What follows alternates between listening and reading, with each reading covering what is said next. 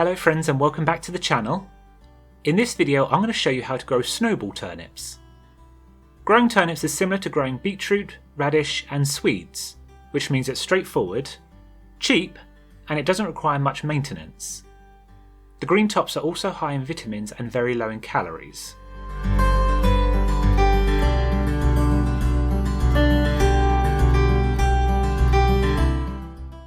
Our diary starts with sowing our turnip seeds. With most root crops, you would normally sow them directly outdoors where you want them to grow. However, in my case, that part of the garden is not available yet and there's something already growing there. Therefore, I'm going to be growing in a cell tray and then transplanting them later. If you are sowing directly, you can skip this step and sow straight onto the soil surface over the area you want to grow them in, and then covering with a little soil. Make sure to water this well. If you're using a cell tray too, fill it with either a sowing mix or an all-purpose compost. If you can mix your own sowing mix, even better.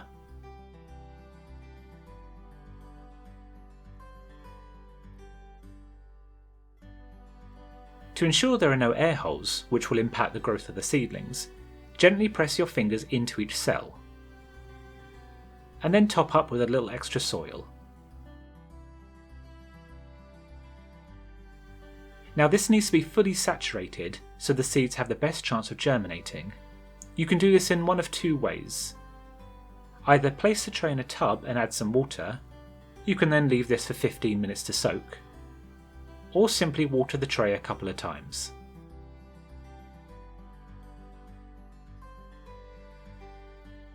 I'm growing snowball turnips this year, which will grow well at the later parts of the year, which is great for filling in empty spaces or providing food over the winter.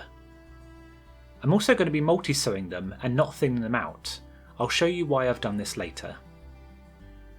Sow 3 to 5 seeds per cell.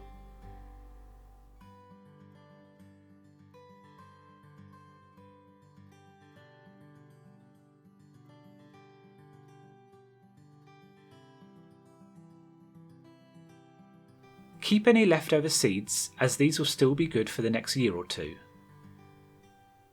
And then cover the seeds with a little more compost.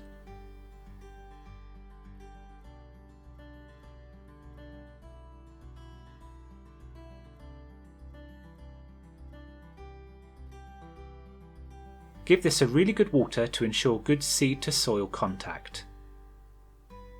And lastly, pop in your labels. Now place this tray in a warm spot.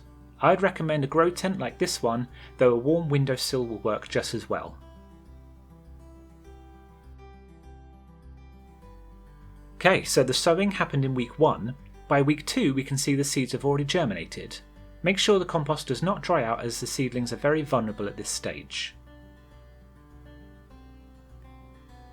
By week 3 we can see more germination and the seedlings starting to shoot up. If they start leaning towards the light on one side, rotate the tray every few days to encourage them to grow straight. The seedlings are growing on well and are starting to grow their first true leaves.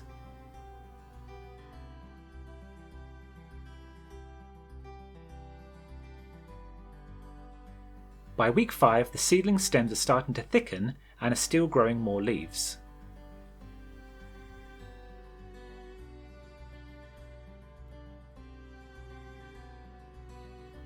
As we can see at the start of week 6, they're starting to bulk up and will soon start running out of root space in their cell.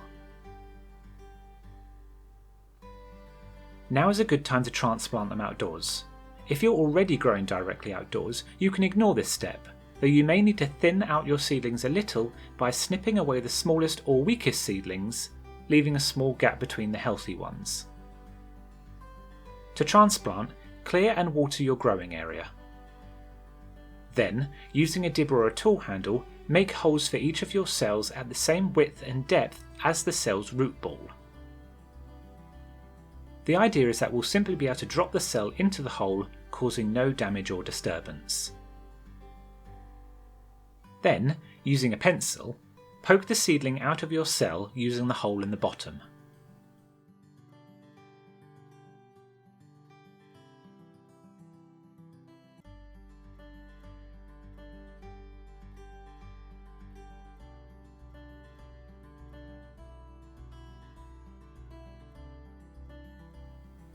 Gently press each cell down into the hole, being careful not to damage the seedling.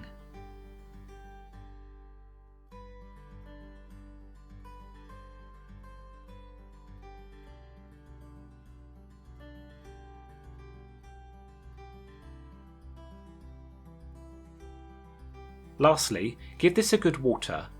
Transplanted seedlings dry out quickly, and you should try to water these once a day for the next week.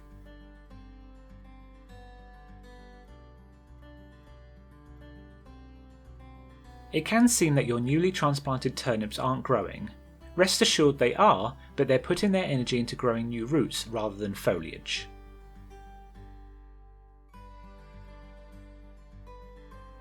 Now we're at week 8, the foliage is starting to grow quickly, which will feed more energy into the roots.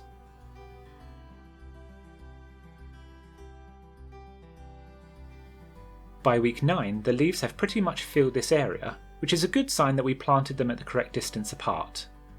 There's not much we need to look out for at this stage, other than making sure the soil does not dry out on very hot days. We can see the roots starting to poke out of the ground by week 10.